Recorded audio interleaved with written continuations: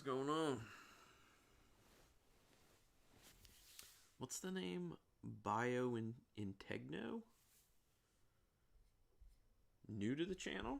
Welcome. Paul, what's up? Welcome back, sir. I know you had commented and said you'd be back. How's it going?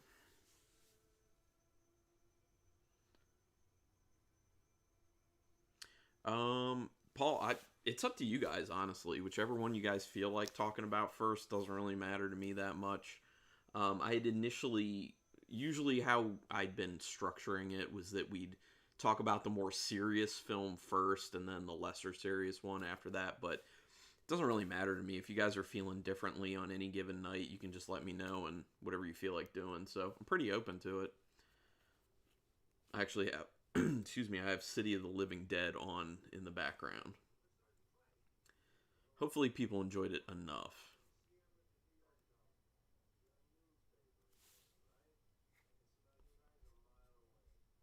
So if you have a preference, Paul, just let me know. And we'll see what everyone else is looking to talk about. Oh, I agree, Paul. I enjoy both these movies thoroughly. I would say I enjoy Tenebrae more because there's obviously a lot more story to it. I mean, a lot of Lucio Fulci films don't have a ton of story to it, especially when it's like post Giallo films, because after he got away from doing Giallo films, his films started being way less story driven and more of just about kind of particular scenes that he wanted in the film with a very vague story kind of going on. But I love like the particular visuals that Fulci goes for in City of the Living Dead. But yeah, Tenebrae is more of like a thinker to me. I love Giallo. I think Giallo is a lot of fun because it's like thrillers. You're always trying to guess what's going on. Usually right up until the end. Um, what is going on, Phil? What's up, Phil? How you doing, man?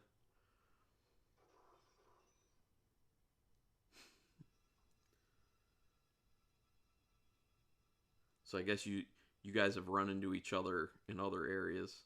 Oh, yeah. Okay, so Paul, you were on Phil's channel. Cool. Nice. Phil, I still need to look more at your channel. I remember looking at it, but I need to look more in depth. I will do that, trust me.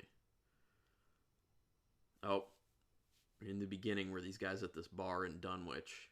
I'll tell you, this bar looks like the type of dive bar I want to go have a few beers at.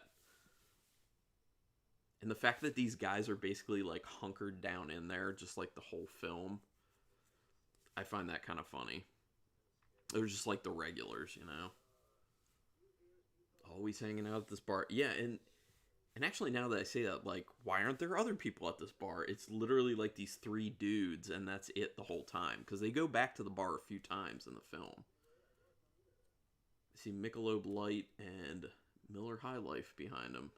Boxes. What's that other one? Oh, that's just Schweppes. I'm sure that's just for the tonic water.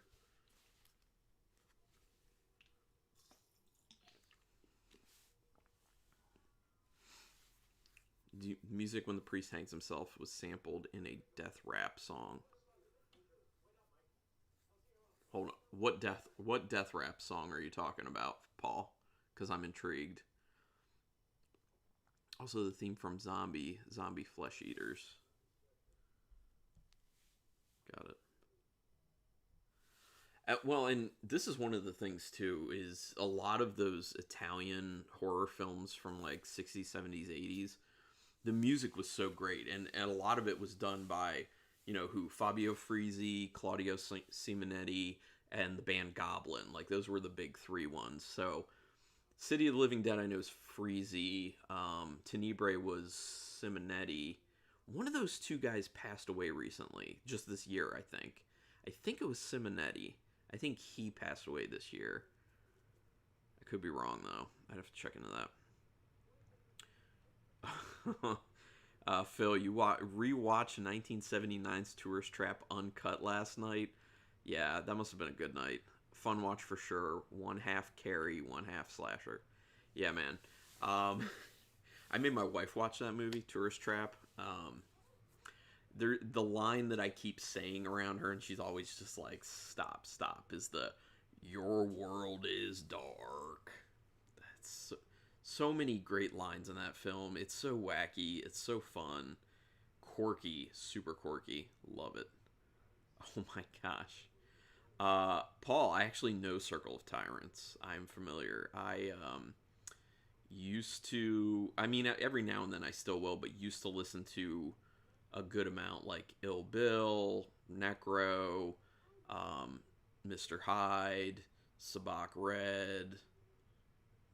I know I'm missing some, but all those dudes. I actually went to a Necro concert once down in Baltimore many years ago. But yeah, I know what you're talking about. I think I have that Circle of Tyrants album, by the way. I just need to pull it back out and listen. Theater of Creeps as well. Okay, yeah, I'll have to check that out. What up, Marshall? How you doing, man? Good to see you made it.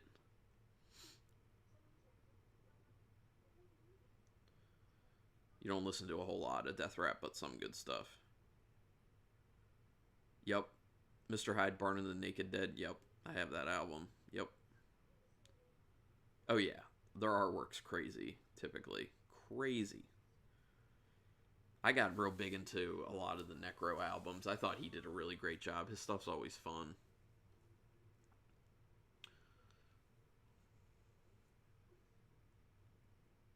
All right, so I think that since we already started kind of talking about City of the Living Dead, and I have it running, if you guys want to, we can continue with that, or if you guys strongly would like to start with Tenebrae, let me know. Just your thoughts on it. Phil, you love Barn of the Naked Dead movie. I've not seen it. Also known as Terror Circus. Interesting. That's a cool name.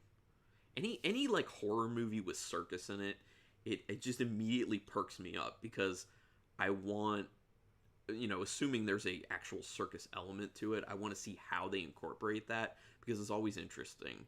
Like the other week I watched Vampire Circus, the Hammer film. That was a lot of fun. For how old it is, held up pretty well in my opinion. I dug it. It's on Shutter right now, so I'd recommend checking it out if you guys are so inclined. Great producer, great producer who uses all the old horror samples. Yeah, he does. Okay, Paul, you would like to talk about Tenebrae first? Yeah, we can certainly do that. No problem. All right, Marshall's down for whatever. Phil knows all his this obscure shit. He's the man. Hey man, obscure obscure horror knowledge is where it's at. I love running into people all the time who have all this obscure horror knowledge that I had no idea about, and I love just kind of collecting that type of knowledge as I do like research before my movie reviews and things like that. It's always great. Plus, reading that, like I was saying last time, Rue Morgue magazine, which I think is awesome. Um, Reading that, all sorts of cool, weird, you know, knowledge that people would just be like, "Huh? How do you even know that?" But yeah, okay, let's start talking about Tenebrae. If any of you guys want to start, give me your overall thoughts or specific things you want to talk about regarding Tenebrae. I will say that Tenebrae is actually one of my favorite Dario Argento films. Initially, after I went through a bunch of his films, I was thinking Deep Red was kind of my favorite, but I don't know. I kind of feel like maybe Tenebrae's it's at least close. It might be above Deep Red, which, by the way, I think Deep Red is still on Shutter at the moment as well, and it's totally awesome if you haven't seen it. Giallo, love it. Love the opening theme of Tenebrae. Also, Flash of the Blade track. Yeah. Well, and the thing for me, especially about like Argento films, and with that Simonetti soundtrack for Tenebrae, there's like this cool kind of like upbeat music that just like gets you excited for the film, and that happens a lot in Deep Red as well. And I just love how it just like gets you like jazzed up. So many horror movies, they don't do that. It's more of like a, dread and this should be scary, like signaling those things to you. It just doesn't it's not your typical thing. Like, it doesn't jive with what you typically think of as a horror movie soundtrack, but it's fun and it works, and that's what I love about it. What up, Christina? How you doing? Haven't seen either movie, just wanted to drop in and say hi. Well, hello. You're welcome to stick around if you want. You can throw out some other stuff if you don't have anything to say about those particular movies. Oh, by the way, Christina, I saw the pictures you've been throwing out there on Twitter recently with the white face paint with the black. Looks good. And I think that was done in Cemetery. Looks nice. Very cool. Paul, Tenebrae, Deep Red, Suspiria. About the same. Yeah. Yeah, and sorry I didn't bring up Suspiria. Whenever I talk about Argento, I just always feel like Suspiria is implied that everyone loves it. It's just implied that everyone thinks Suspiria is either his best film or one of his best films. I'm in the one of his best films category, not the best necessarily. But yeah, I feel you on that, Paul. Tenebrae, Deep Red, and Suspiria. Yeah. Cat o' Nine Tails, if you haven't seen it, is also a lot of fun. I don't. It's not quite at that level, but it's not that far below for me. Phil, you love Deep Red? Yeah, I cannot fault you for that. It is fun. Oh, and Phenomena, if you guys have or have not seen Phenomena, that one's wacky. Like, I need to rewatch that because when I first watched it, I wasn't prepared for how off the wall wacky that film was. So I need to rewatch it to see how I really feel about it. But definitely entertaining. Definitely entertaining. Plus, Donald Pleasance is in it. I mean, come on. Love Donald Pleasance. Yeah, but I hear you, Phil. That's fine. Suspiria is better. Yeah, people say that all the time. I hear you. Deep Red Goblin theme. Yeah. Oh, yeah. I was actually listening to that not long ago while I was doing work in the basement because I've been teleworking. So I just threw on some Goblin and just went. And while I was working, I'm just thinking of scenes from Deep Red. So much fun. The beach scene with the heels was weird. Yeah, to put it lightly, yes. But that's the thing. Argento does all sorts of weird stuff in his films, and a lot of small scenes like that, usually flashback scenes. They're just kind of off the wall, weird, and they tie in, yes. But when you initially see them, you just have this feeling of why are we seeing this, and how is this gonna tie in? And then even when you find out how it ties in, it's still kind of a little odd for that. But yeah, I agree with you. The heel scene, I don't see a need for that scene in the film at all. It didn't do anything at all for the film or for the story. It just didn't. So yeah, I feel you. Phenomena is fantastic, also known as Creepers. Oh, I didn't know that had an alternate name of Creepers. There's Phil with that crazy knowledge. I dig that, man. That's cool.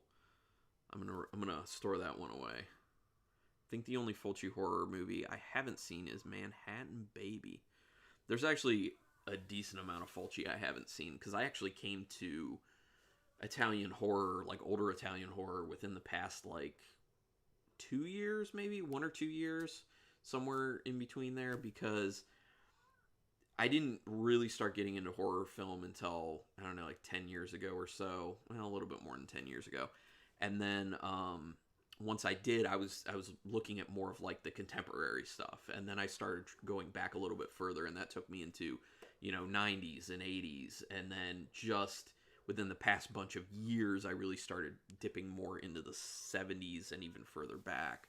So, and then I didn't know a whole lot about Italian horror until a few years ago when I was reading some stuff about it in Rue Morgue magazine, and I was just like, oh, I gotta check this out. And then immediately falling in love with giallo films and just that golden age of Italian horror. I was just like, oh my gosh, where is it? I can't believe this has been available all this time, and I'm just now discovering it. But that's one of the great things of continually discovering subgenres and eras of horror films that have been kind of buried for a while, and then they resurface nowadays, is that there's so much that was out there and there's still so much out there that we're not seeing and we don't know a whole lot about. And these companies like Vinegar Syndrome and Severin and Arrow and companies like that are digging these up and throwing them out there, and then we're getting them on Shudder because they have a bunch of contracts with those companies, and it's just a gift that keeps on giving, and it gives me hope that when I eventually die, there'll still be a ton of horror films I didn't get to. I'm never in fear of feeling like I'm going to run out of horror films to discover, and it's such a good feeling. Phil has Manhattan Baby, and he recommends it. Okay, got it. I'll have to seek that out as well. Same, got more into horror in college. Yeah, Christina. With me, my parents were very controlling with what us kids could consume when I was young, and yeah, I wasn't really able to start really watching horror movies until I was in college, and then just a little here or there. I think the first real straight up horror movie that I was introduced to was the original Evil Dead by a friend of mine in my freshman year of college. I also need to watch Opera. Yeah, Paul. Opera's fine. Like, all Argento stuff's at least fine for the most part. I've heard Mother of Tears is actually just not good, and I didn't really like Inferno that much. But even though I didn't like Inferno, there's still some stuff in it that is good. Like, overall, it's fine to watch. But yeah, Opera, worth seeing once. It's decent. After the 80s, he fell off. Yeah, no, I agree with you with that one, Paul. Definitely. Two Evil Eyes is bad. I've heard Two Evil Eyes is bad. Isn't that the one that he did that with Romero, I think? Am I wrong or right on that one? Yeah, Christina. Relatable. Simpatico. Yep. Phil loves Opera. Yeah, I liked it, but in comparison to a bunch of other Argento, I was like, might have seen it. Don't remember. Yeah, well then just rewatch it, and then you'll have it covered. Years ago, I went through all his movies. Nice.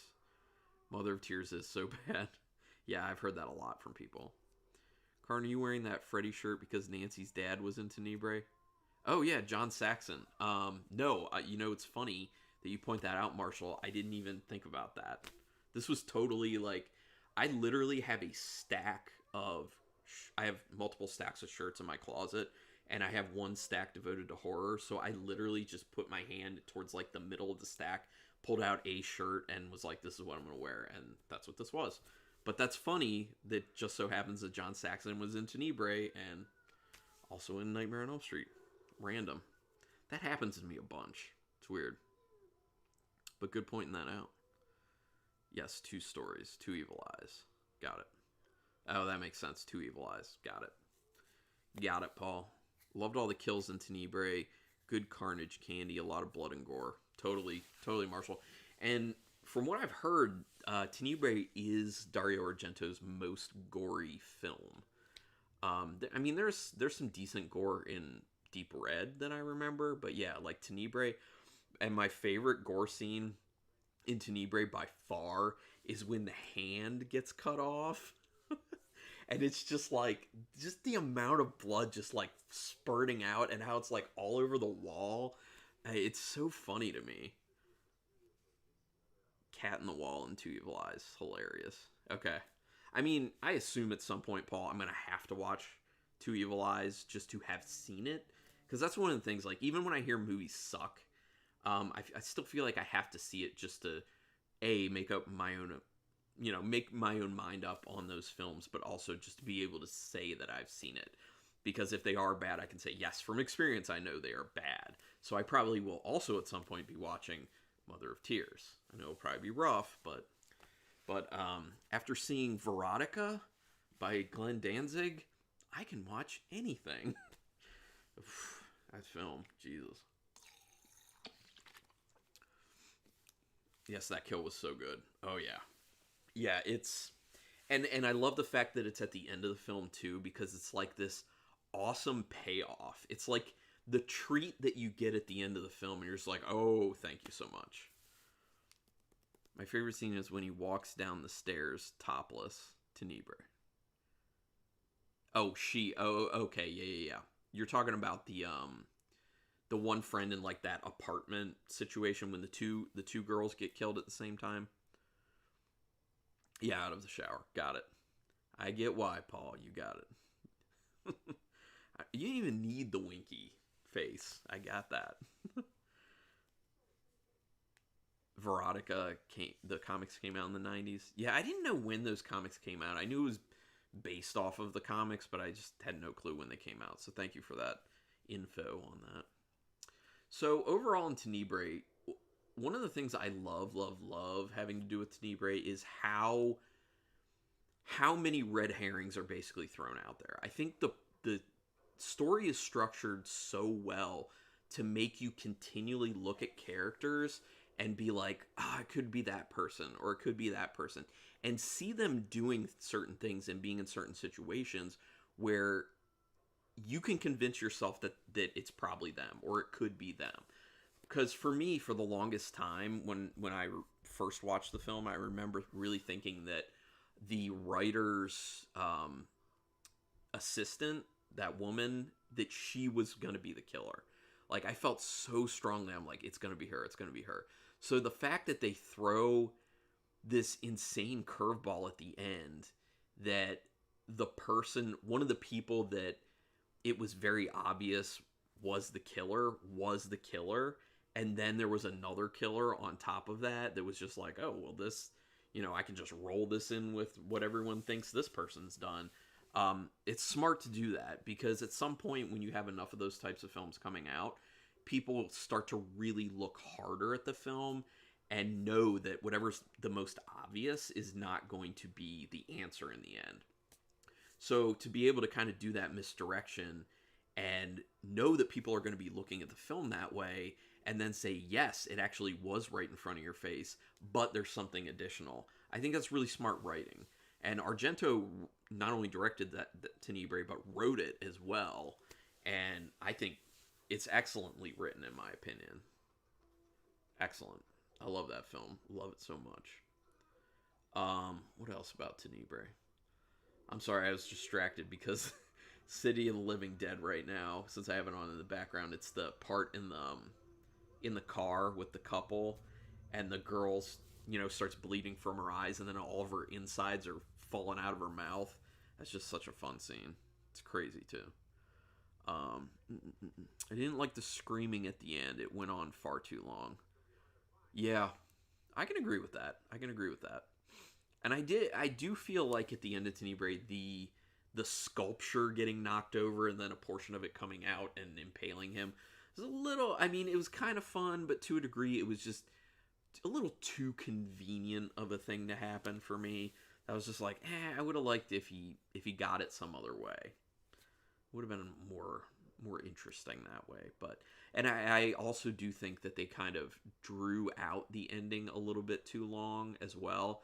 Like, you don't need the whole portion where the assistant and the detective go to the car and sit there in the rain for a while. Like, you don't need that. It just kind of like stretches the film out a bit too much. But that's a minor thing, obviously. Yeah, but all the misdirection in it's so great.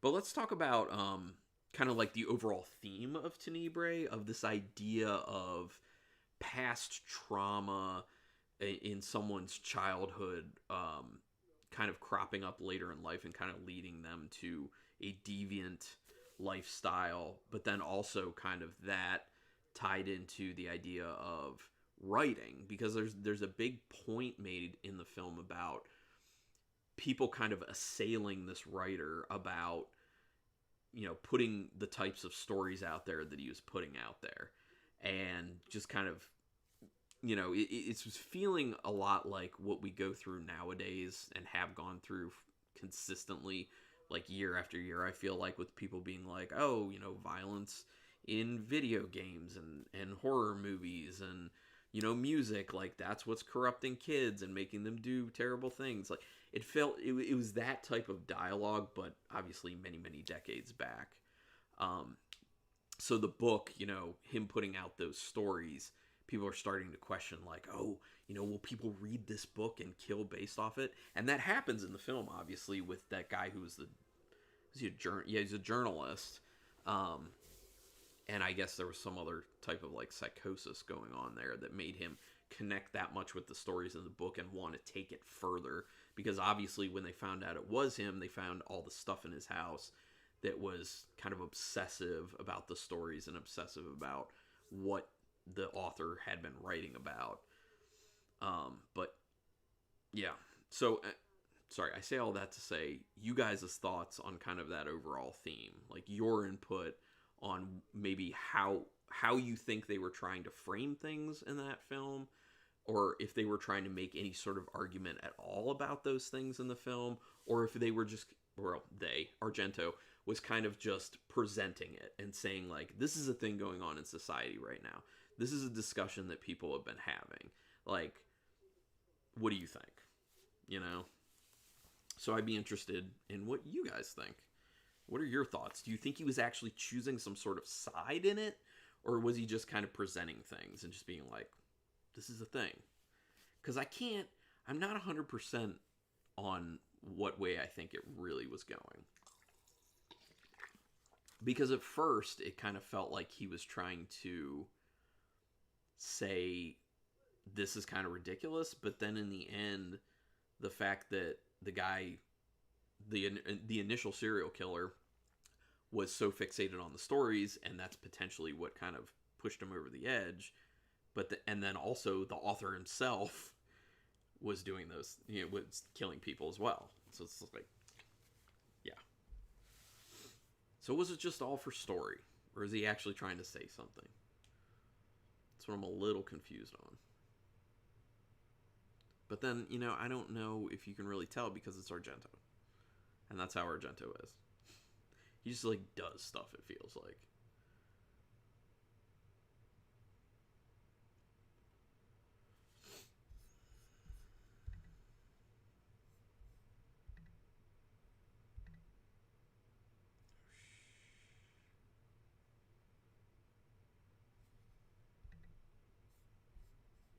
What's going on here?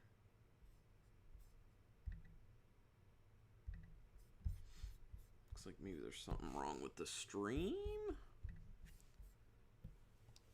Do I need to do this again?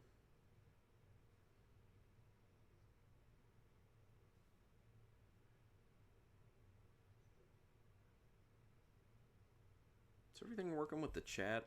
Because I'm not seeing...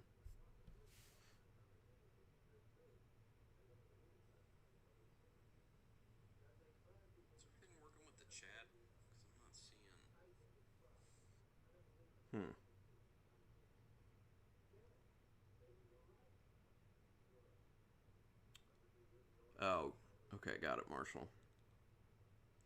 Yeah, it's weird because I'm seeing that, like, I wasn't seeing any comments, and then I was looking at the participants in it, and there was no one showing up there. So I don't know if I'm having a problem on my end too. I don't know. Okay, that's fine. I was just saying that I thought maybe something was wrong because there's an area that I can go in and see people who are, in the chat, and it wasn't showing anyone. So I was just like, what? But it also says there are, 6 people watching, now 7. And it's like, I don't know, this thing's acting wacky. But anyway. Okay. Well, hopefully your Wi-Fi holds up, Marshall. Just thinking of something to type, Paul. And honestly, if I'm putting questions like that to you and you either, don't know or don't really care about that, feel free to say that. That's fine. We can move on. Yeah, and that's what... Okay. Biointegno. Yeah, I don't see you as a participant at all either, so I don't understand that. Yeah, I don't know what's going on. Something's... Oh, now you're showing up on my end as a participant. This thing's being wacky. Oh well. We shall forge ahead. Have you seen these films, Biointegno? And if not, follow-up question. Have you seen any Italian horror films?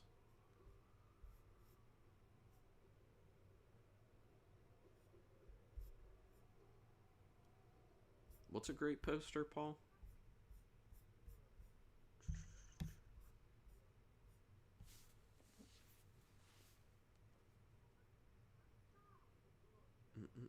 I'm trying to think of what else. What else about it? Tenebrae. I thought it was sad that how that assistant, the younger guy, ended up get choked out. So that had to have been the author at that point killing him, not because at that point, the journalist had already died. Bio and Techno. No, I haven't seen these movies, but I have seen Italian horror movies. What are some of your favorite Italian horror movies then? Because I would be interested to know. Because if I haven't seen some, I want to add those to my list. Oh, okay. So Marshall, Tenebrae was your first Italian horror movie. Okay. I assume for watching it for this stream. And in that case, does that make you want to watch more? Because I know for me, when I first came to it and I saw my first one, which I think was Deep Red, actually, by Argento, I know it was immediately like, it like clicked and I was like, is this what it's all like? Is this what Giallo is all like? Because if that's the case, I'm so in. And then I watched, Cat o' Nine Tails, Tenebrae, um, Don't Torture Duckling,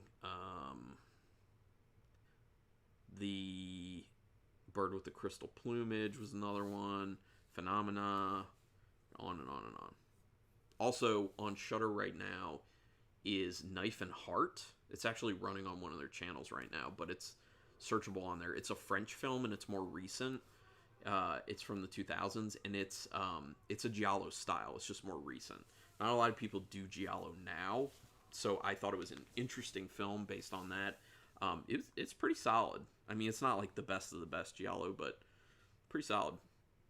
Another more recent-ish giallo film was The Strange Color of Your Body's Tears, and that one is a little more about the visuals than anything. It's a bit devoid of actual story, but it's a fun visual experience, I will say, and auditory experience, because I remember the sound design for it being really interesting. For the introduction. Okay, got it, Marshall. Yeah, Tenebrae is actually a very good place to start for an introduction to Giallo. Yeah, oh, yes, Paul. Very good point. Yes, Tenebrae does need multiple viewings. It really does benefit from multiple viewings because you get to go back through and kind of see all those little red herrings that they laid all across the story. And it just makes you appreciate that more because the first time you're watching it, you're just watching it from the standpoint of what's really going on, what's the end game, and you're trying to make all those guesses. I think the second time around, you just really pick up a lot more on, oh, I see where they misdirected you right here.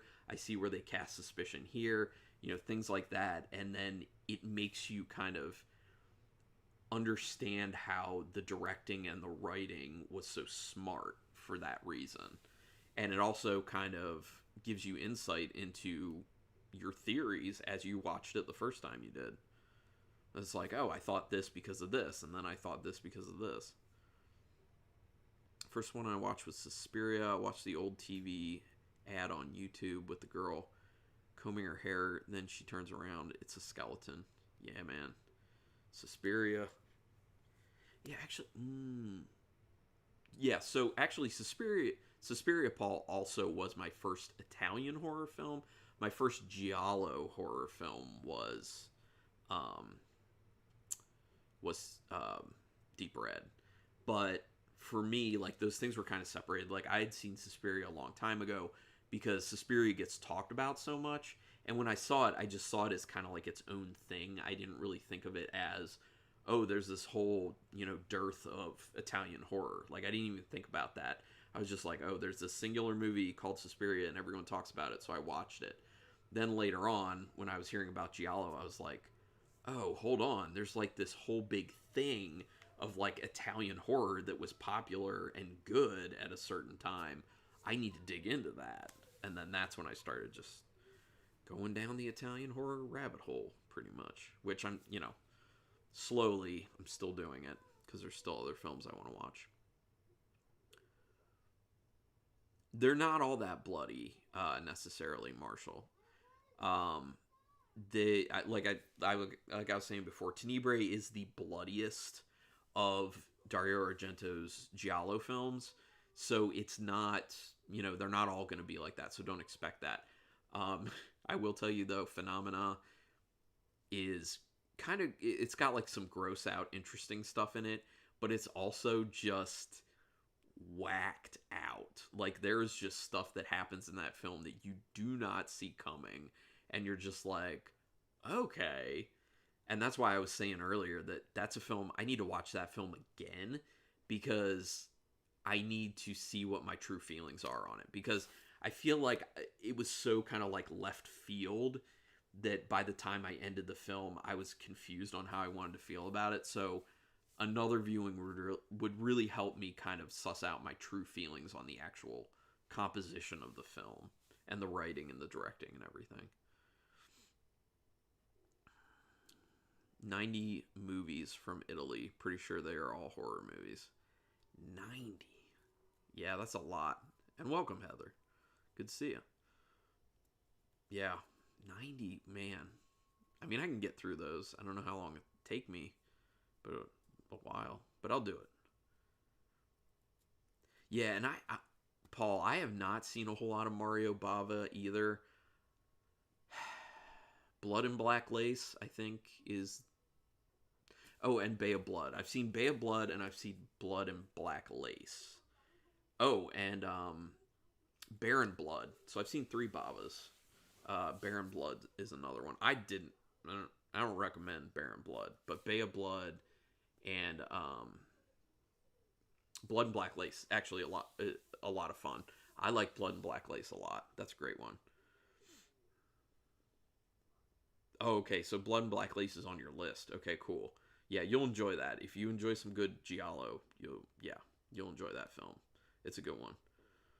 It was kind of like Scream, trying to figure out who the killer is. Yep, that's how I viewed it going in. It stands on its own feet, though. Yes, definitely, Marshall. I totally agree with that. And it's a horror film subgenre that I think you can get people into who aren't really into horror films, because a lot of people are into the thriller films, and it feels a lot like Thriller, but just with a little more violence, a little more gore to it. So yeah, I think you can easily introduce that to other people, which is awesome. Just watch it for a young Jennifer Connelly. Yeah, it's kind of crazy. That's Phenomena that Paul's talking about.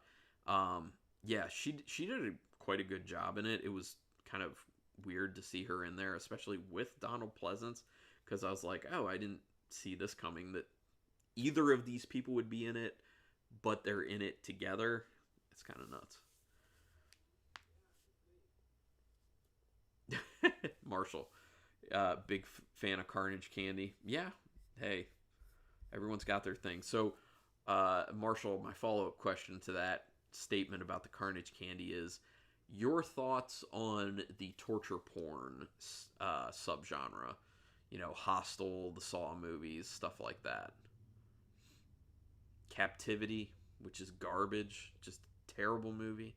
Man, I hate that movie. Oh, Paul, you have seen Bay of Blood? Yeah, nice. Nice, nice, nice. Also, Black Sunday, Mask of Satan. I think I've seen Black Sunday. No. Yeah, no, I think I've seen Black Sunday. And then Black Sabbath. Yeah, and I get Black Sunday and Black Sabbath confused because obviously the names are kind of close. Actually, that reminds me, talking about this Giallo. Actually, I have a list on my phone.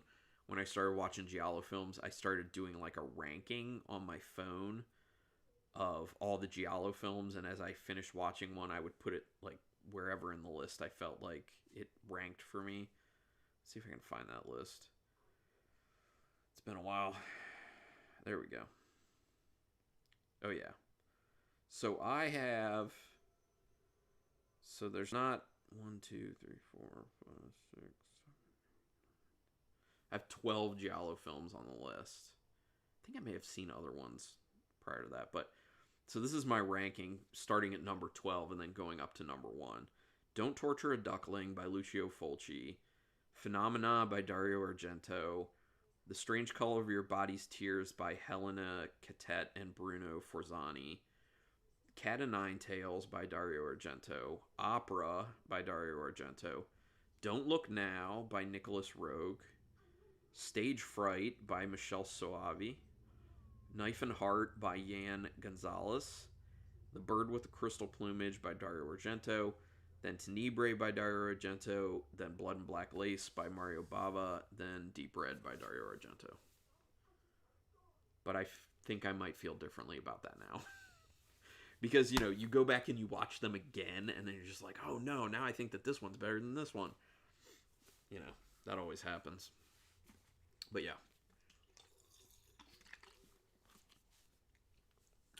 What else? Oh, another thing I wanted to bring up about is a small thing about Tenebrae, but the detective in Tenebrae, the time early on in the film when he makes the comment, "I only drink on duty," because when the author offers him a drink and he's just like, "Oh, you want a drink? Oh, I guess you probably can't because you're on duty," and he's like, "Oh no, I only drink on duty." That's another thing. Like Dario Argento and the way he does dialogue, he always has these just weird pieces of dialogue. And I don't know if that's partially or fully because he's, you know, first language is Italian, so he's not, you know, super comfortable with English, or if he just likes putting wacky stuff out there. I don't know. Or maybe it's both, a combination. I don't know. Went through a period of watching Fulci, Argento, and Bava as much as I could. Sounds like a good time in your life, Heather. Gotta be honest. Yeah, I want to do that. Like, I feel like I want to take a month, just designate a month, not October, because in October I want to get a mix, but designate a month in the year and just be like, this is my Italian horror month right now for this year. That would be pretty fun. Just watch as much Italian horror as possible. Probably primarily Giallo. But, you know, City of the Living Dead's fun. You know, The Beyond, Zombie, House by the Cemetery. Not so great, but still fun. Even when they suck, they're a good time. Does that make sense? Oh, she's freaking out. City of the Living Dead. She's flipping. These people are reanimated.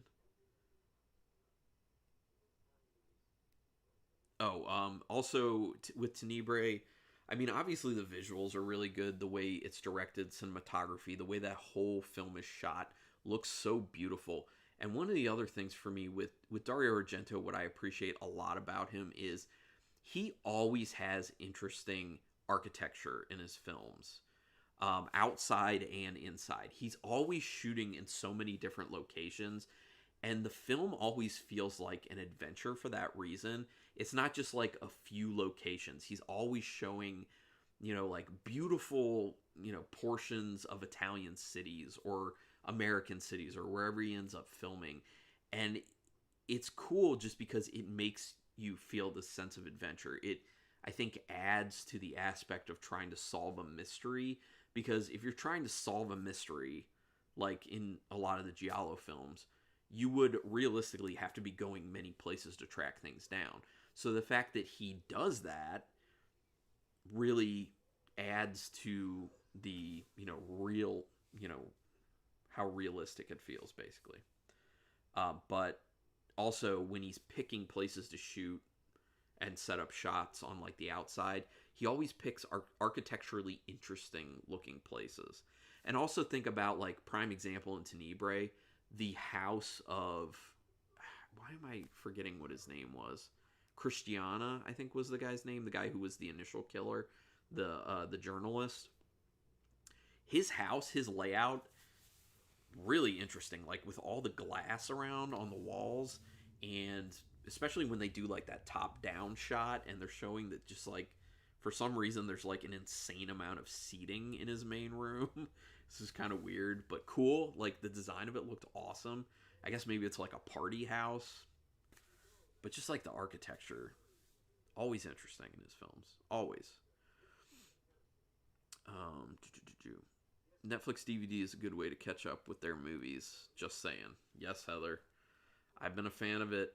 Have never canceled my Netflix DVD service ever since I initially got it, like, long time ago. 13 years ago or so. Torture porn just isn't enjoyable for me for its people in pain shown on screen. I like carnage candy from the slashers like Jason, Freddy, and Myers. Okay, got it. I got it. Marshall, that makes sense. Got it. Yeah, that makes sense. It's not, it's like the show it and move on, not the show it all happening and stay with it type. I feel you on that. I was like, I watched Hostel and Saw and those types of films when they initially came out and was enjoyed them, but nowadays it's not as much. The scene when Killer rips the pages out of the Tenebrae book and stuffs them in Elsa's mouth is pretty funny. Yeah, yeah, that is something. And well, and it's interesting because it's kind of taking. You can view it as kind of a metaphor of taking the violence and the carnage in that novel in the words that are on those pages and it being shoved into her mouth as she's being killed. So it's kind of like showing that the book is killing her in a way, and Christiana, that guy, is just a conduit for it. That's how I kind of view that. And I think that's where you could say that you think that, Argento's kind of making the statement that those types of things, that type of writing, those types of stories can motivate people to go out and kill and do stuff like that.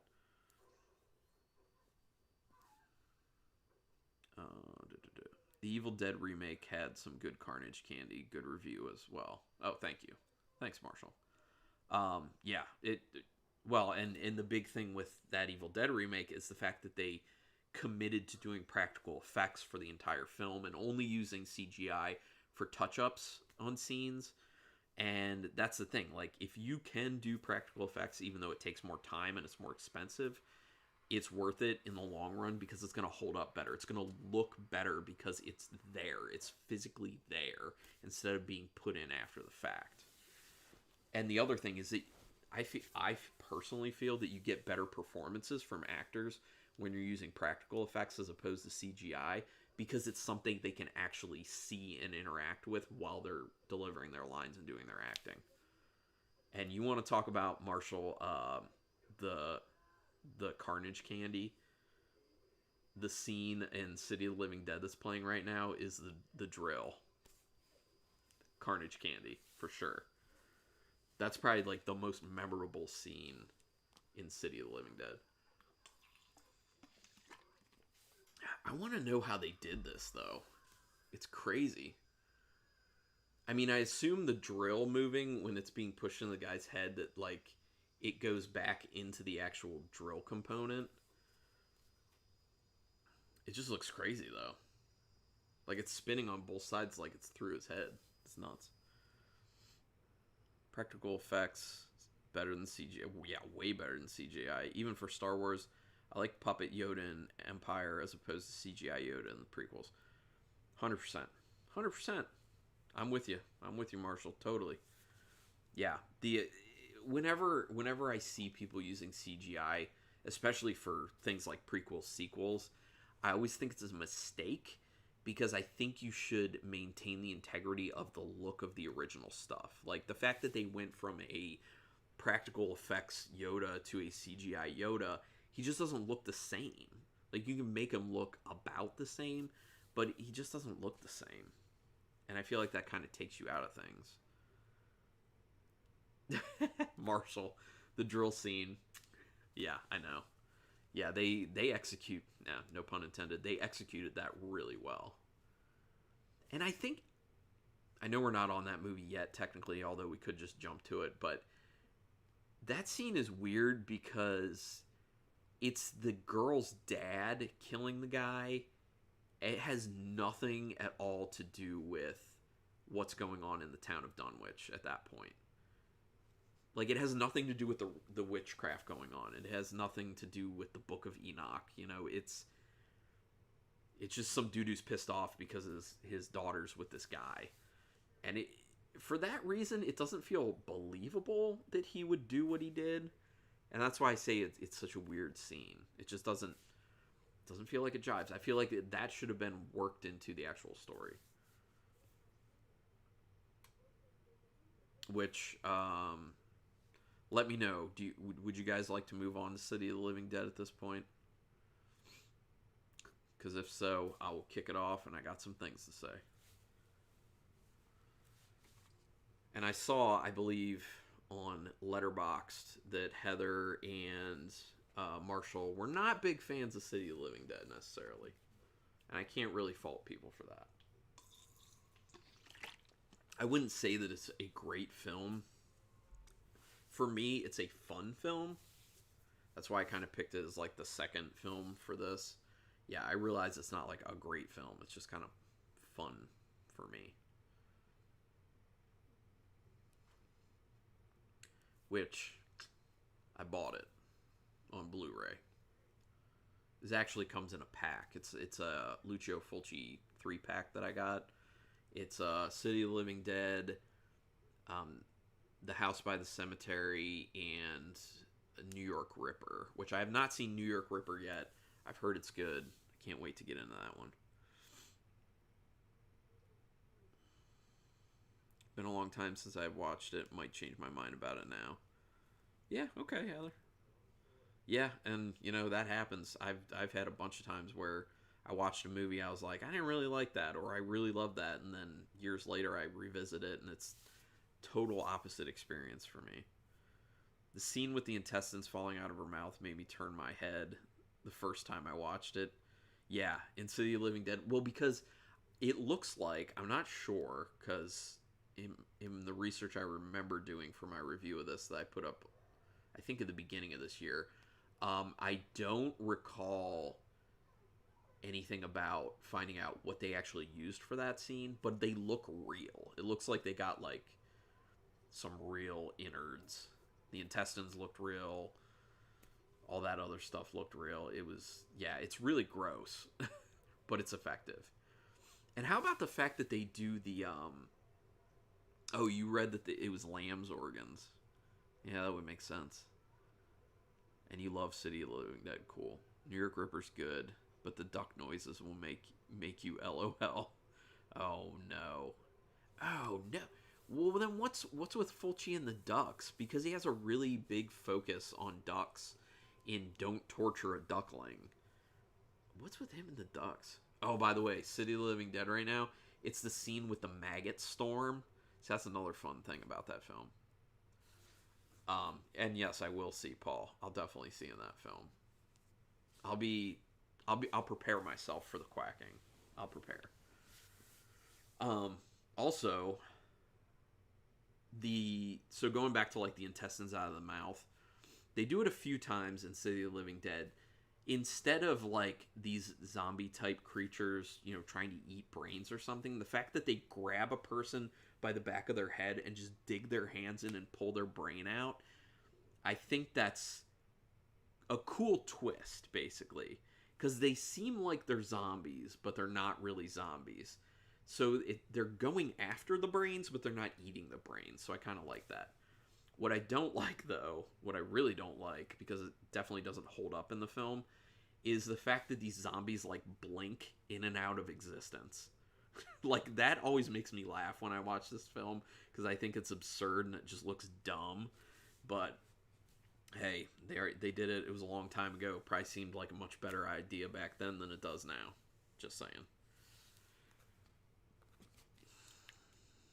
And another thing about, I know I said this a little bit earlier, is that, you know, City of the Living Dead doesn't have a whole lot of story, like actual story to it. It's very loose.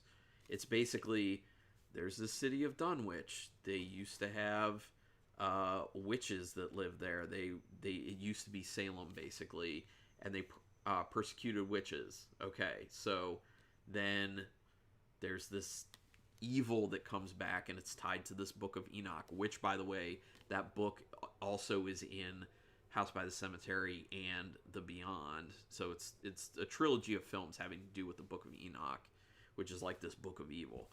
Um, so if you've seen City of the Living Dead, you should see those other two films. Once again, the city or the House by the Cemetery and The Beyond, which they're both on Shudder right now, so you can check those out.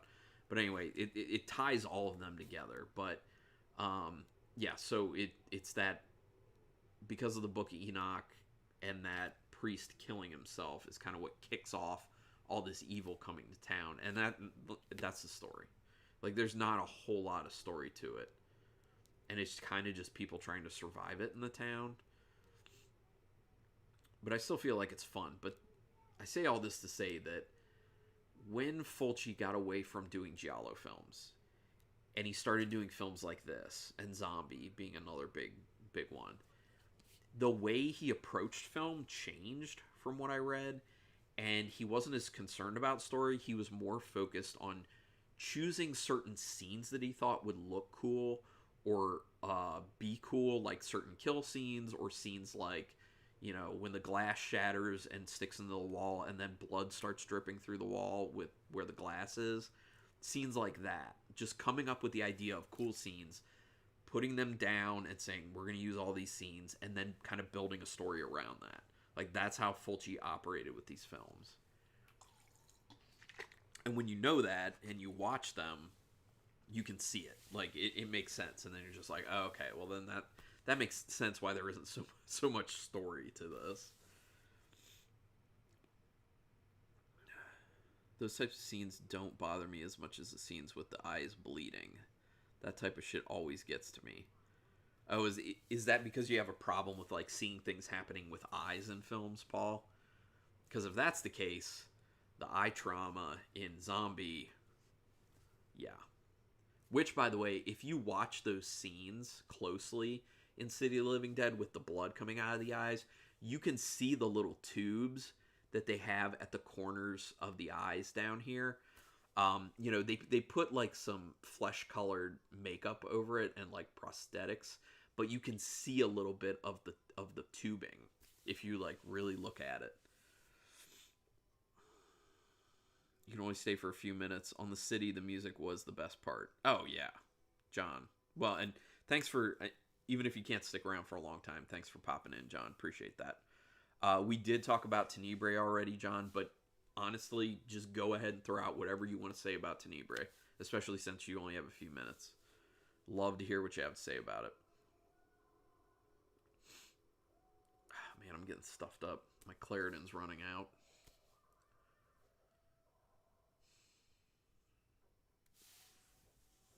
Hate that.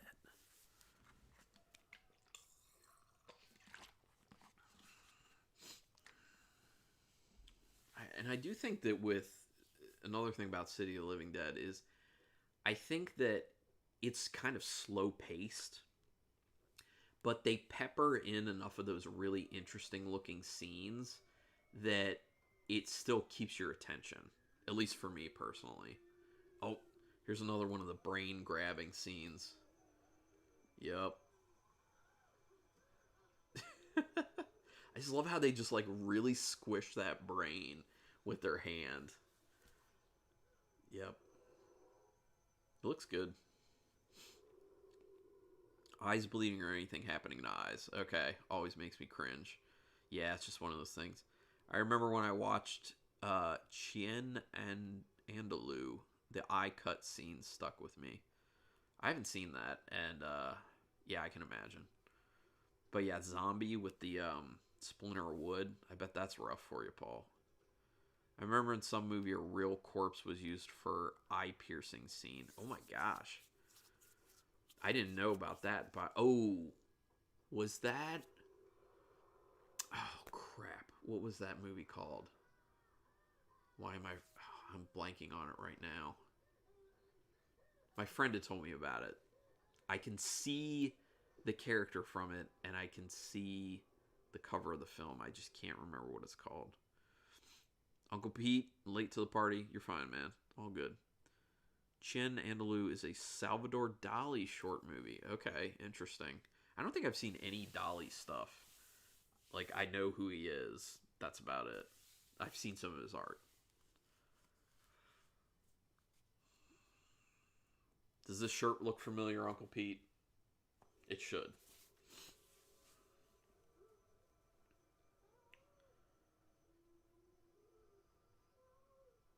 Yeah, these like zombies in City of the Living Dead. Like, they look good enough, but this blinking thing, like, come on.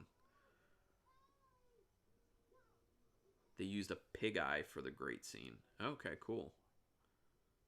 Yeah, it is a cool shirt too. Definitely. Although the Texas Chainsaw shirt in the most recent one, yeah. My buddy Rich, who shows up in the chat every now and then, he watched my video unboxing for that, and he was like, "Oh my god, that shirt!" He said he said he thought that it's like one of the best horror shirt designs he's seen. Period. The eyeball gouging in the Beyond. Yeah, yeah, yeah. The Beyond is fun. Like, people talk about the Beyond like it's unbelievably amazing, and I mean, like, it's decent. I like City of the Living Dead more than the Beyond, honestly.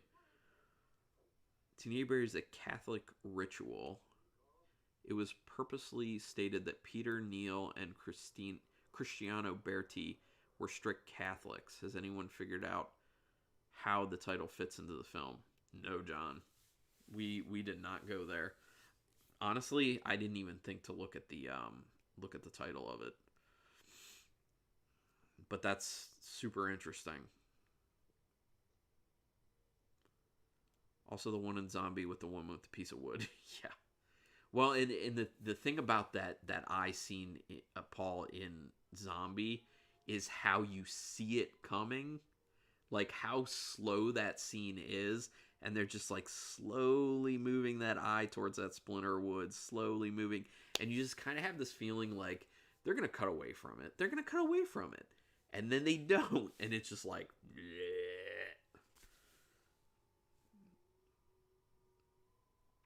They call her there. Yes, yes. Thank you, Heather. That's the movie. I couldn't think of the name. They call her One Eye. Yes, for the corpse that was being used. Yes, yes, yes. That was the one, Heather. That's the one. They call her One Eye. Yep, yep.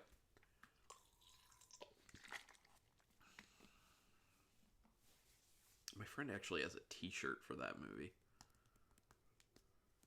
which is random. Like, I've never seen anyone with a T-shirt for that movie except him. I was just about to say that. The eyeball scene was sick. Yeah. Went to unplug my router. Hopefully my Wi-Fi is better. Dude, I hate those issues. It's the worst. Sorry you're dealing with that, Marshall. I've seen a picture from Opera with needles on a person's eyes, but I haven't watched Opera yet, so no spoilers, please. Yeah, that's a picture that's out there for that film a lot. Oh, the dudes are in their bar still. I just love that these three dudes, are just riding out this whole thing in this bar.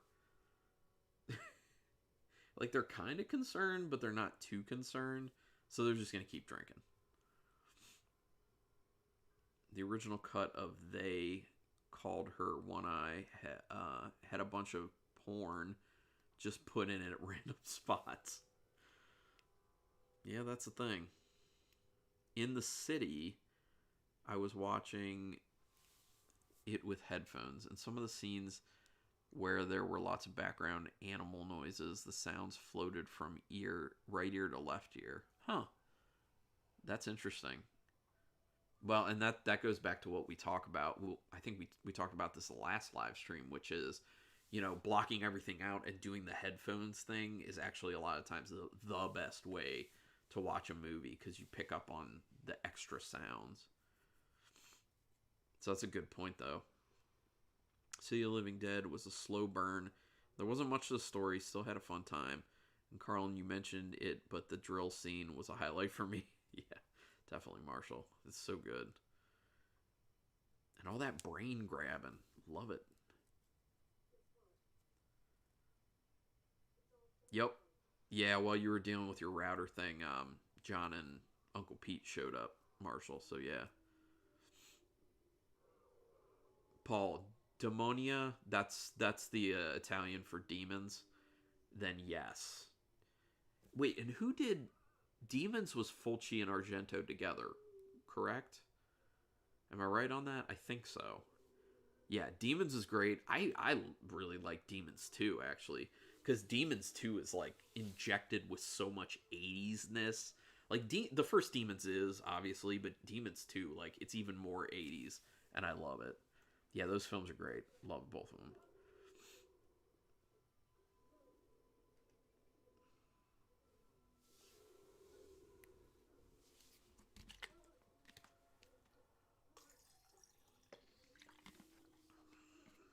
Bartender's about to get it.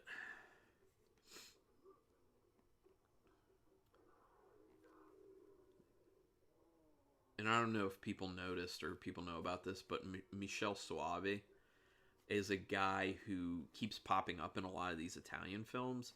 He's worked on the films before, and he shows up as a very small part in Demons. He's in City of the Living Dead. He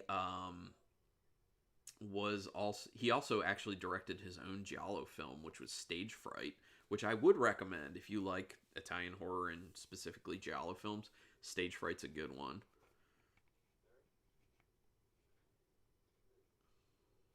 Not Demons? Well, then I guess I haven't seen Demonia. I guess I'll need to check it out then. Uncle Pete. Uncle Pete wants to talk about Veronica. Ugh. Worth seeing once to know how bad it is. Yeah. Actually, Uncle Pete, by the way, I was watching every Friday night, my wife and I, we watch a movie.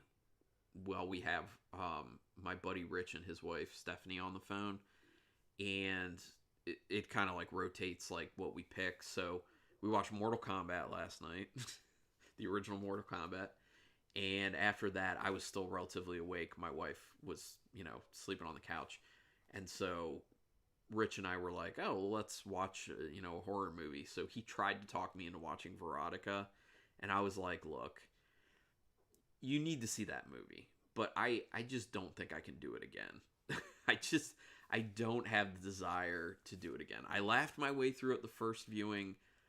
I don't think I want to go back to it. So instead, we watched the movie Squirm, which, by the way, if you have not seen Squirm, check it out. It's on Shutter right now. It's leaving Shutter soon. It is a ridiculously stupid concept, but it's a fun time with how bad it is. Particularly the acting in it is ridiculous. It's a fun time. So make sure you catch Squirm before it's gone. I have a review coming out on it in October, so most likely the review's coming out when it's not on Shutter anymore. But check it out if you can. Yep, Veronica was hilariously bad, and yes, I can only watch it once. Yeah, it's definitely one of those things where you're like, well, experience that. Next. Can't complain. I'm sad I missed the last live stream with you guys. I really like the Richard Stanley documentary.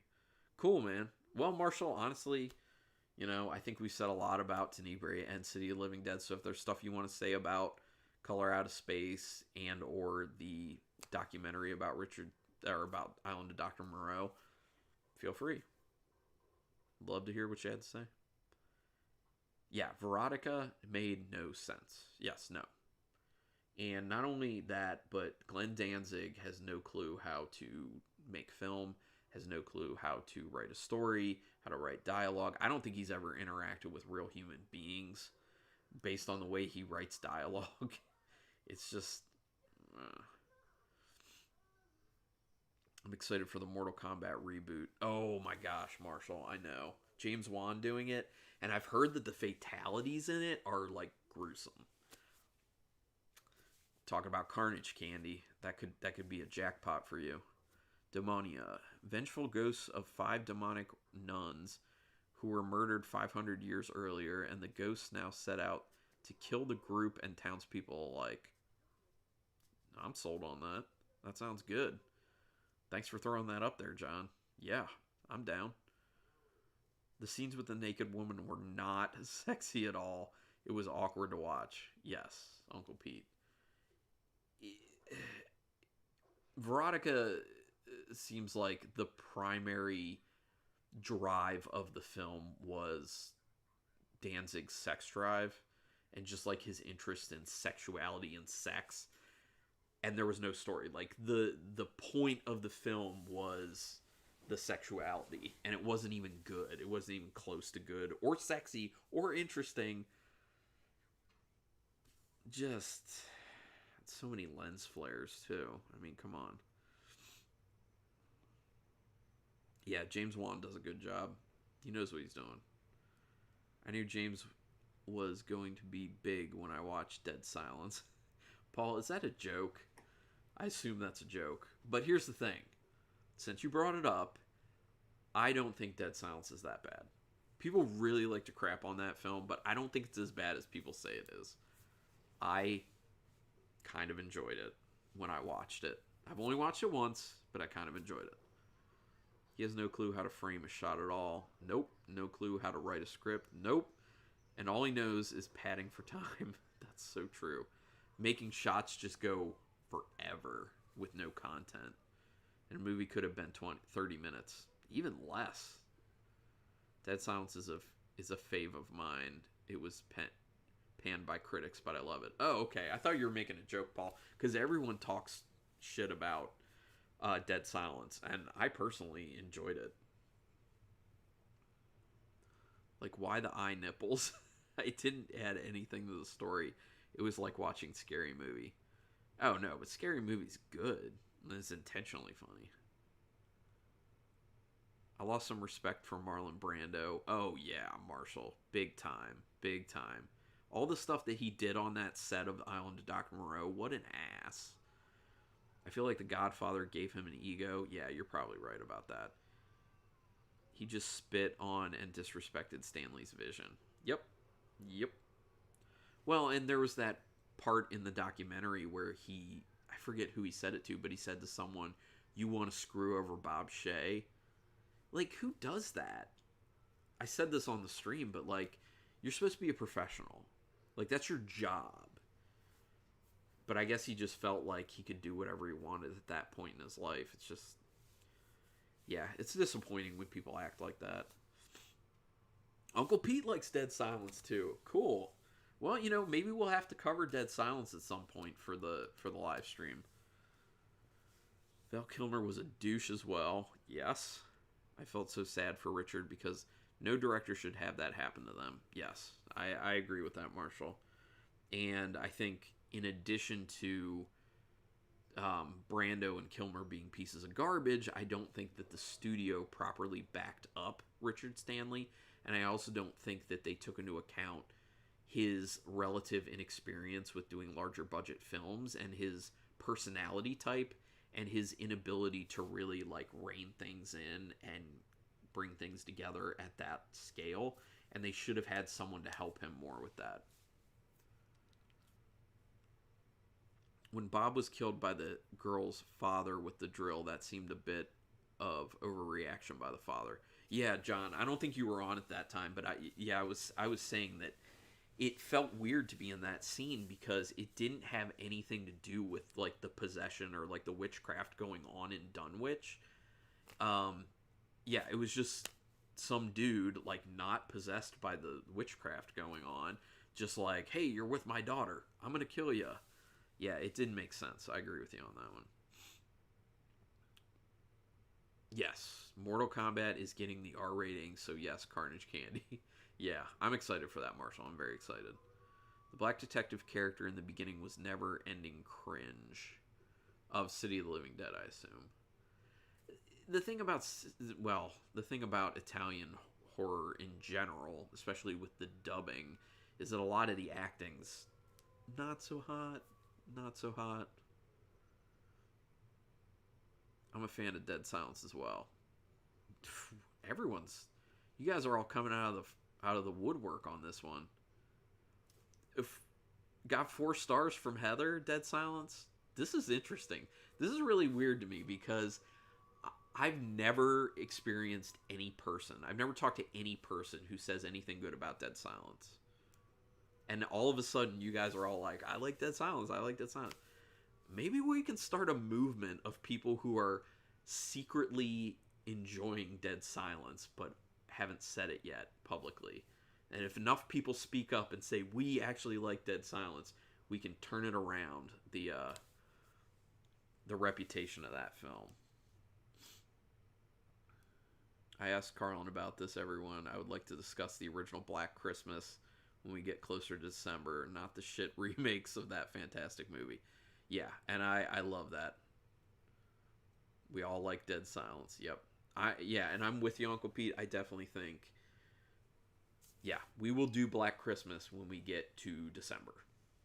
Let's do that for sure. But like I said to you, Uncle Pete, remind me, because you know, it might be something that kind of slips my mind.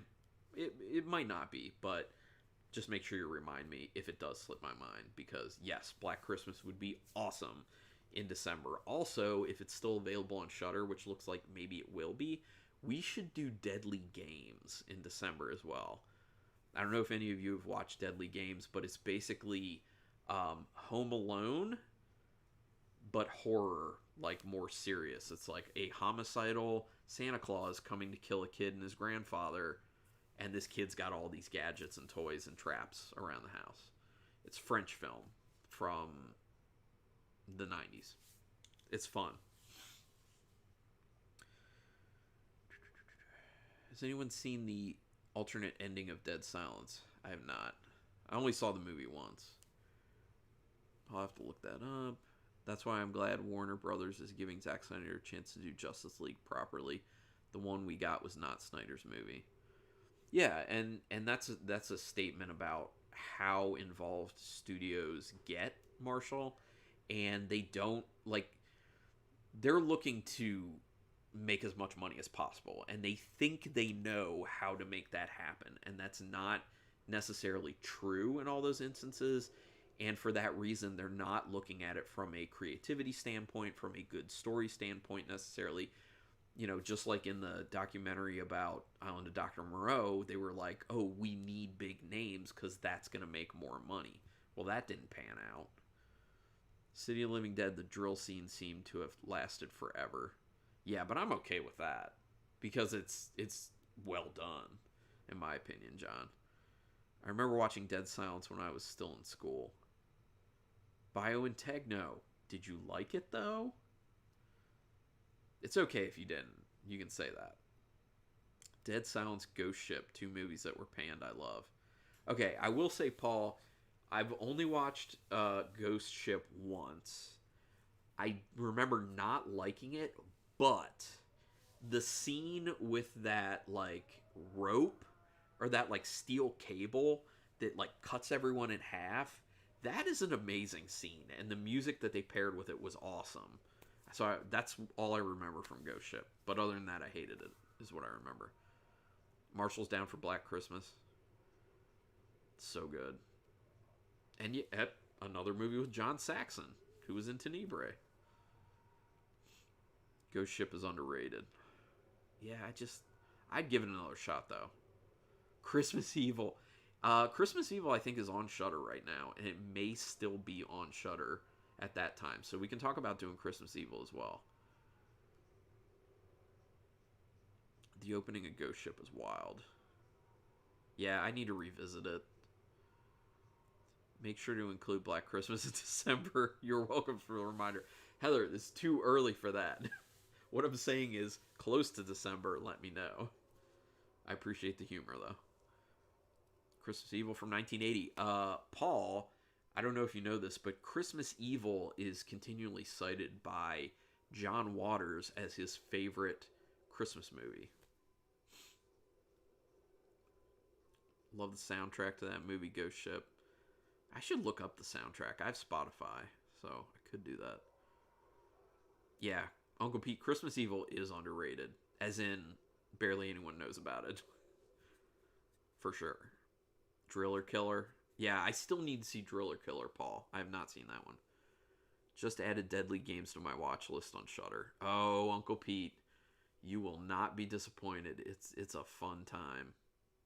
Although, caution for you, there is something that is a little bit of a issue for you in horror films that happens in that film.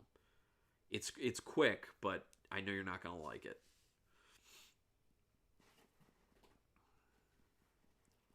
Yes, that's the opening scene with the steel wire. Yeah, that scene is great. Yeah. Dead Silence was okay. I hate Annabelle more. Oh my gosh. Yeah, BioIntegno. I don't like haunting films typically, or haunted house films typically, stuff like that. Sometime, here and there will be exceptions to it, but for the most part I don't. So like The Conjuring, I realize it's well done, but I don't enjoy it at all. Like The Conjuring's, Insidious, Annabelle, I just don't like them. Just can't dig it. Never cared for any of the Annabelle movies or the related ones to it. Yeah, that whole universe they created, Uncle Pete. That movie caused so much controversy. Christmas Evil. Oh yeah, because probably when it came out, that was probably the first depiction of Santa Claus as someone bad. We don't talk about Annabelle. Got it, Marshall. See, and I get it, Paul. Like I know plenty of people who are big into those movies like The Conjuring, so I get it. I don't know. Maybe I need to watch them again, but I just think that's one of those subgenres that it's just not for me. I haven't seen Ouija. I have not. I did not like Oculus. I love Mike Flanagan. I did not like Oculus. Once again, though, I only saw it once, so maybe I need to revisit. Not big on The Conjuring. Didn't find it scary. Very dull. Yeah, and that's one of the things, Marshall, is those movies and those types of movies, I just don't find scary at all. I don't find them all that interesting either, for some reason. I don't know why. Oculus was a pretty good movie. WWE Studios. Oh, yeah. Also from WWE Studios, See No Evil, I think is what it was. The one with Kane. Which actually, kind of fun, I will say. Yeah, good jump scare movies. Yeah, they can be a good time. All right.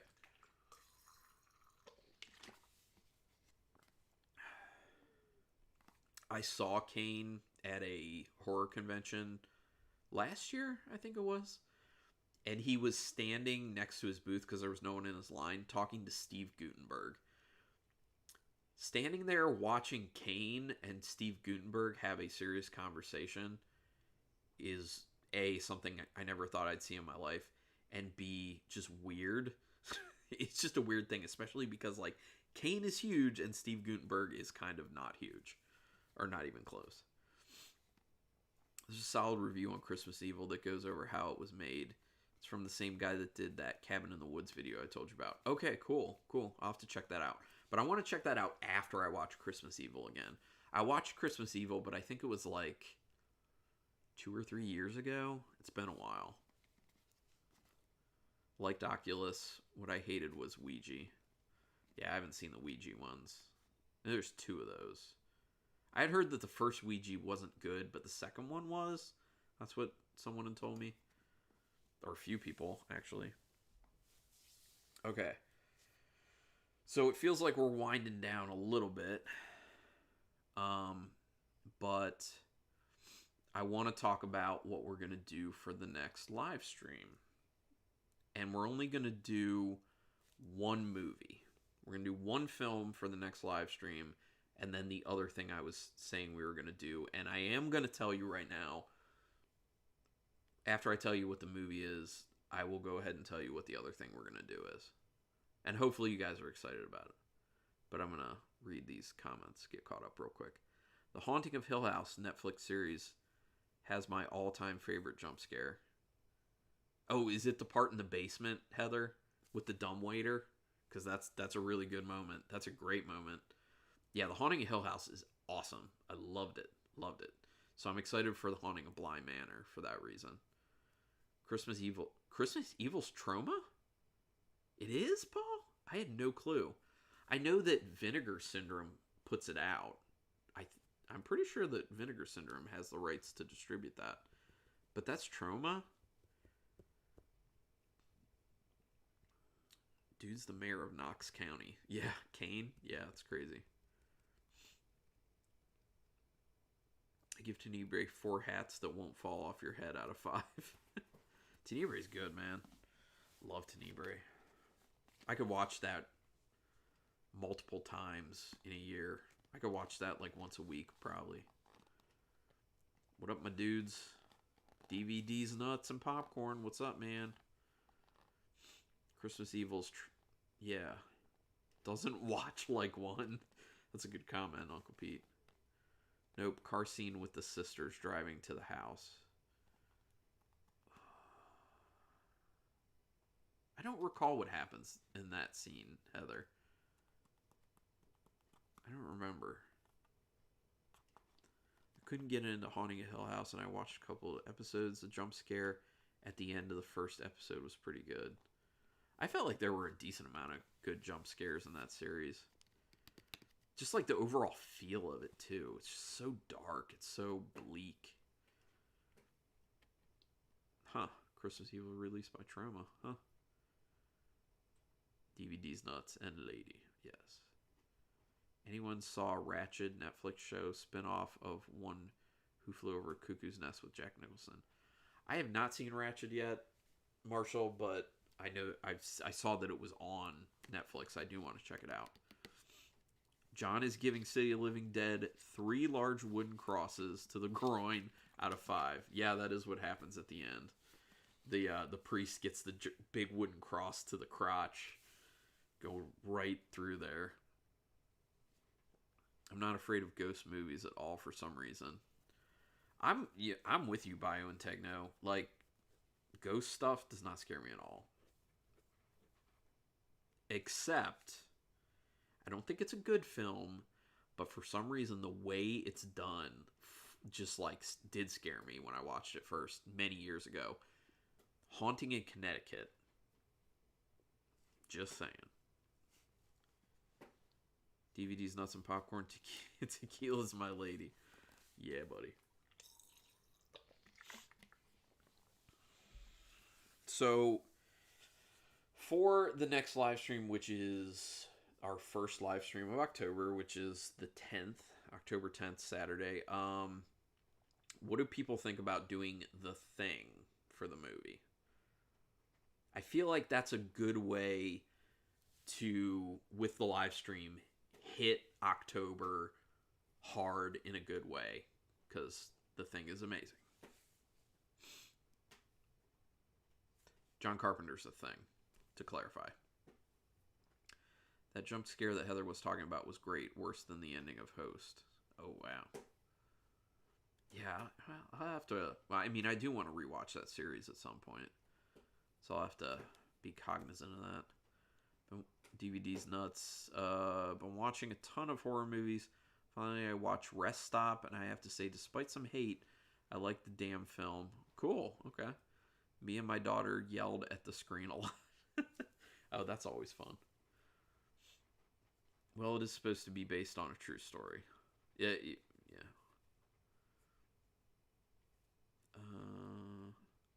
The Thing is the GOAT horror movie. Yes, it is. Yep. I didn't watch the Thing remake. It's not so hot, Paul. And yes, John Carpenter, amazing. Cool. Okay, so people are good with The Thing then. I haven't seen Rest Stop, by the way. I do need to see that. Poughkeepsie tapes. Traumatizing. Oh, wow.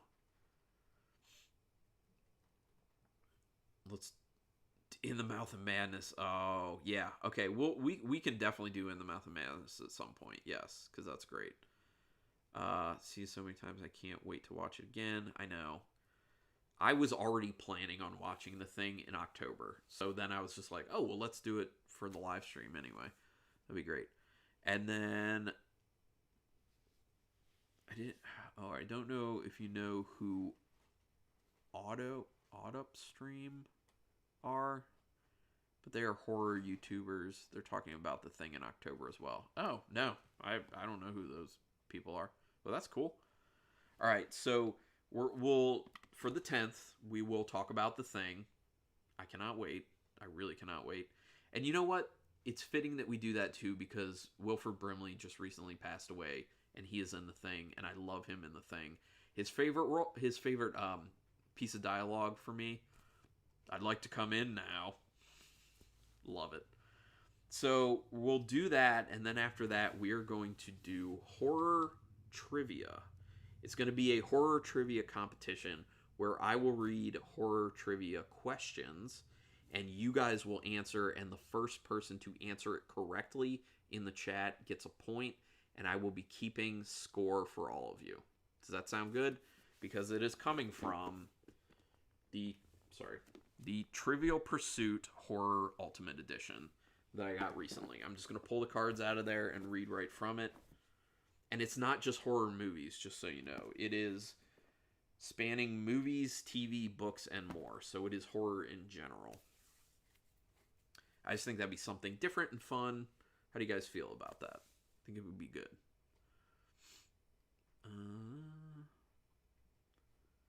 There was a Thing video games too that was pretty good.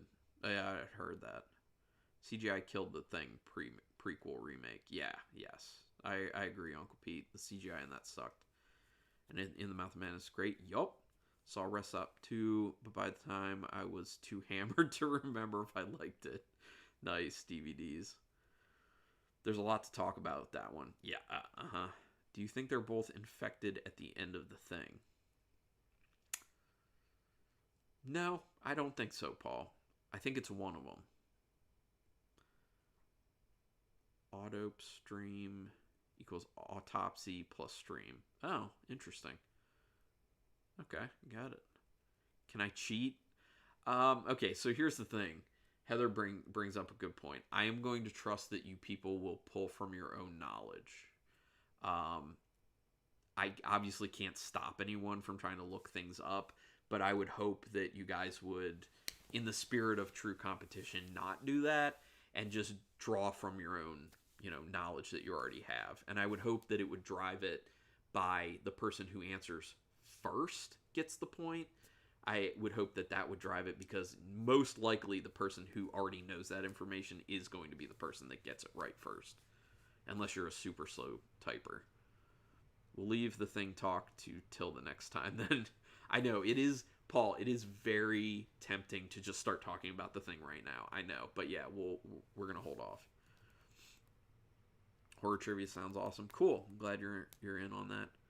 Carlin, we should come up with questions as well so you can play too. That would be fun. Yeah, cool. I mean, I won't do like the points thing, but if you have horror trivia questions you want to come up with for me, I have no problem with doing that. That would be fun as well.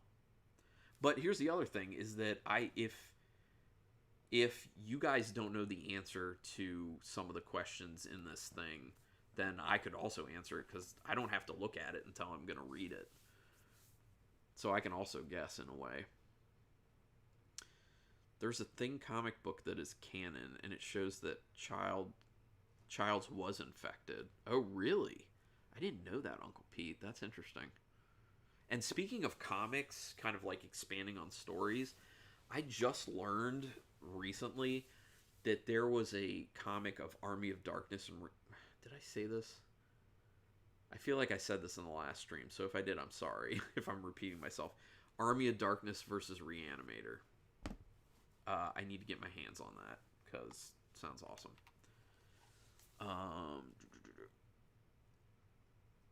What do we win? A new car, $100, a date with Heather Langenkamp? How did you guess that? It's a date with Heather Langenkamp. You got it right. No. Um, I wasn't gonna say anything. There will be something. You will get something. I'm not gonna say any more than that, but the winner will get something. The only thing with Ghost that scared me to death was 1994, the Kingdom Store series. I never saw that. What's that about, Bio and Techno? I'm down with the honesty system. Yeah, I mean, it's kind of all I can do. John Carpenter's Tales of Science Fiction running right now. Yeah, interesting. Fiction. Fiction. Science fiction. Yeah. Yep. Yeah, that's right. That, I was, yes, that's right. I remember you had some things to say about it, Paul. Yeah. Sorry about that. That I just repeated it. Um, Uncle Pete, you have those as well. Are they good? I know. I think Paul, you said that you thought they were good. Uncle Pete, do you like them as well?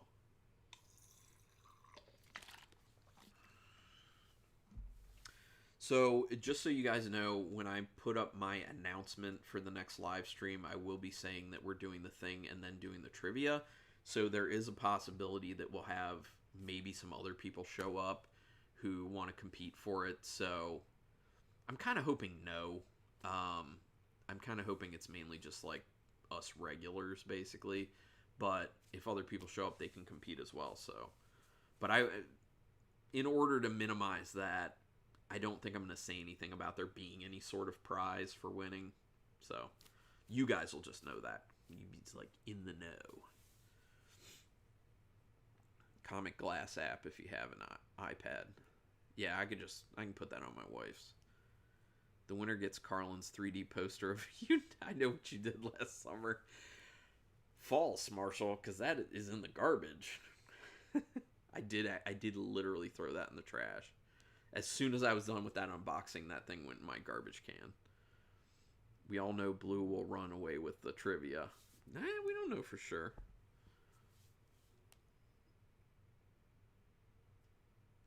You never know. Look, and it's especially because, like I said, it's not just horror movies. There's TV and books and just like horror in general. So, yeah. They're fun, but nothing special.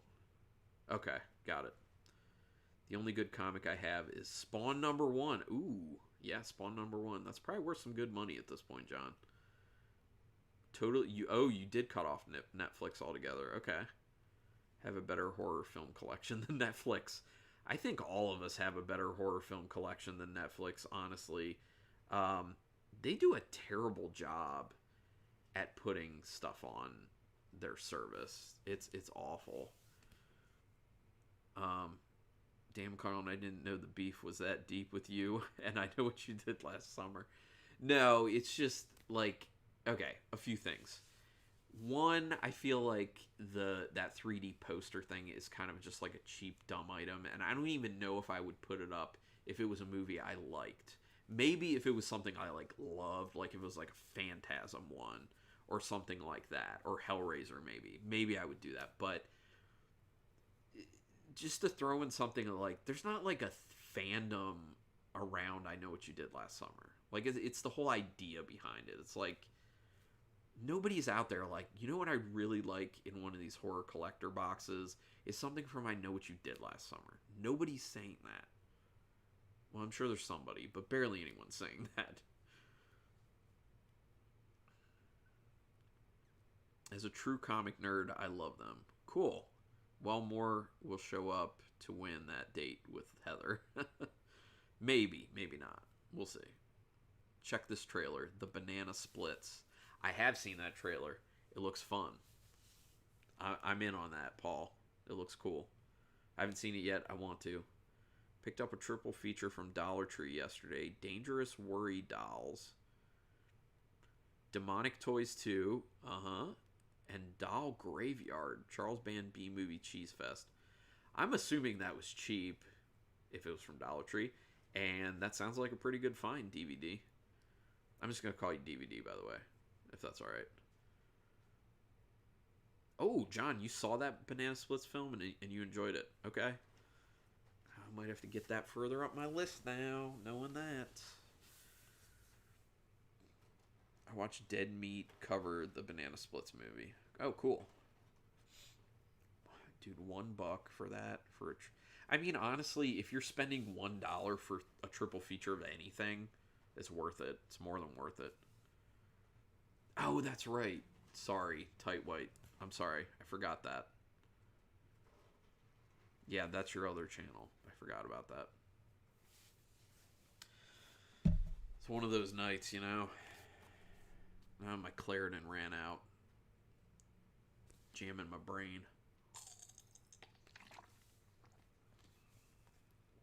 Love those guys on Dead Meat, especially their podcast. See, I haven't listened to their podcast. I guess I need to. It's weird because like when I do a thing, I then stop listening or consuming a lot of other people who do that thing. Like when I was doing when I started doing my craft beer podcast like 8 years ago, I stopped listening to other craft beer podcasts, and I don't listen to any. Like I don't listen to any now, and haven't really listened to any for a while.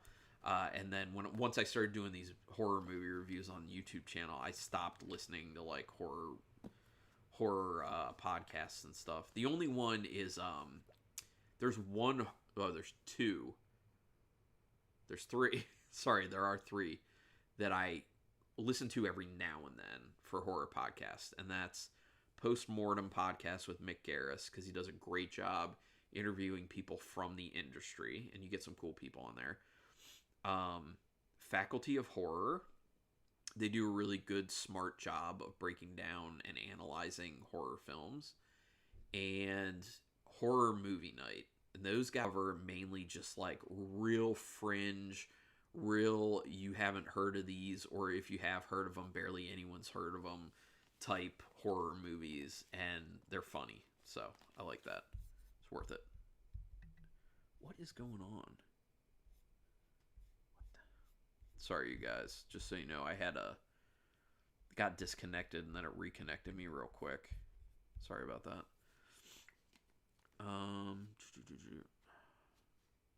Evolution of Horror is also a good podcast from the UK. Oh, I've heard about that one. Heard good things. The Kingdom is about a working hospital with ghosts. Interesting. But there is something else I do not want to reveal. Okay, got it. In my opinion, it's one of the scariest body horror scenes. Oh, wow. I'm still scared to watch it. Wow. Okay, I'm going to have to check that out then. Thank you, BioNTechno. Appreciate that. Paul, you only listen to comedy podcasts? I can understand that. Sometimes you just want to laugh. Finally listened to Postmortem episode with Don Mancini. It was really good. Yeah, it is really good. Some of my favorite episodes of the Postmortem, interview with Joe Dante was really cool. Interview with Bruce Campbell was really cool. Oh, Robert Englund. His interview with Robert Englund is fascinating. That dude is so smart. Is The Kingdom that show in the Stephen King universe? By the way, I'm reading The Shining right now, you guys. The actual physical book. I don't read a lot of books, but I have started reading The Shining. I'm about 130 pages into it. Really digging it. It's a good time. Favorite King book made to movie besides The Shining and Pet Sematary. I haven't... literally me reading The Shining right now is the first Stephen King book I've ever read. I know that's bad, but I don't read a whole lot of books, honestly. Because I focus right now, it is really making me want to read more Stephen King. And I do want to do Pet Sematary, and I think I want to do it as well. Is Don Mancini the same guy who did Child's Play? Yup. Everyone check out the Elm Street Legacy doc. Oh yeah, that documentary is great, Paul. Very good. Christine has a good book. Nice. I know, Heather. I know. My wife reads a good amount. She loves reading, and she's fast. I'm not. Part of my problem is the reason I don't read a whole lot, and I'm more of a visual person, is when I was young, there was a large stint of time where my parents would just plop me in front of the TV, which I think is a large reason of why I'm so visual. But also, when I was young, my parents tried to force me to read. So they literally would be like, this is your time when you have to stay in your room and you have to read. And I hated it so much that I would get a book and I would just sit there and not read the book and just wait a certain amount of time and then flip the page. Literally not reading anything. Just because I was so mad at the idea of being forced to read. So that's kind of where a lot of it spawns from. But I've been trying to get a little bit better. Christine the movie's great. I've actually not seen the movie for Christine, and I need to. Not book, I'm talking about the movie. Okay. I love Christine movie and book.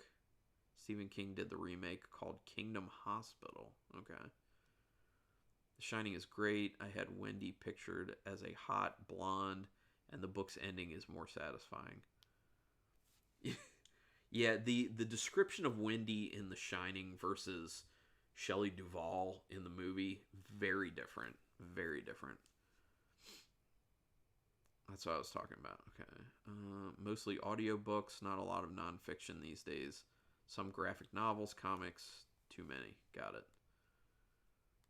But the original is much better in my opinion. Got it. Seeing The Shining next month at my local theater. I'm hyped. First time, so shh. Oh my gosh. Marshall, whoa. Your first time seeing The Shining, period? Or your first time seeing The Shining in the theater? Either way, amazing. Because I saw The Shining in the theater for the 35th anniversary. It was my favorite theater going experience ever in my entire life. It was awesome. It does something extra to that film. It is, yeah. Yeah. Just like thinking about that now, I'm just like, oh, so great. Nope, I know, Uncle Pete. I haven't seen Christine. I will eventually. It's been on my list. It's yet another one of those movies that's just been sitting on my list. First time period. Oh, wow. Also seeing Psycho from Hitchcock for the first time. Nice. Psycho's a good time. Psycho's really good, but The Shining. Marshall, I don't want to hype it too much, but Marshall, The Shining is one of my favorite movies, period. It is, I love it. I think it's excellent. I will be very interested to hear what your thoughts on it are. Anyone seen that horror series called Friends? It scares me to this day every time my daughter tries to watch reruns. It seems like horror, doesn't it? Watched The Exorcist in the theater for an anniversary. Holy shit, it was so much better to watch in a theater. I know a lot of movies are. I saw it was one of their anniversary theater run of the original Alien, and oh my gosh, like how they cleaned that up, it looked unbelievable. And the fact that like the sets for that Alien film were so awesome and detailed, and when you see it on a big screen like that, you just see so much more of that detail. It also just immerses you more in the film. It's so great. Stephen King has a way with storytelling. Books like The Stand and Misery were so amazing. Oh yeah, The Stand. I've heard The Stand is something else. Yeah, I might have to just, keep going. The thing is, I need to be carving out that time for myself to make sure I read. And I have been doing that with The Shining book. So if I keep with that, I can do it. I saw on Letterboxd you have The Shining in your favorites. I'll follow up with it for sure. Cool. Awesome. I've heard the first Friday the 13th will be in theaters for its 40th anniversary. Yep. And that movie is a lot of fun. The It book is a brick. Oh yeah, it's huge. Last few times I went to the theater, I fell asleep through part of the film. That sucks, man. All right, you guys, I'm going to have to call it here. I'm getting tired and I need to go take some more Claritin here because my nose is getting stuffed up. But fun time once again. I'm excited for The Thing. I'm excited for trivia. I think trivia could be a really fun time. I think it could be a real hoot, you guys. Oh man, Uncle Pete, you're gonna watch Deadly Games right after this. Enjoy. Watch Howling last week. I can't believe how old it is, how great the wolves look, and they don't hide them. They're in direct lighting. Yeah, they're amazing. Stay safe and G bless. I'm seeing F-13 too. Nice. After sleeping through the new Hellboy and Glass, I gave up on the experience. That's too funny. All right, yeah. See everyone in 2 weeks. October 10th, The Thing, horror trivia. It's going to be fun. Thank you guys for being here. Really appreciate it. And until next time, keep it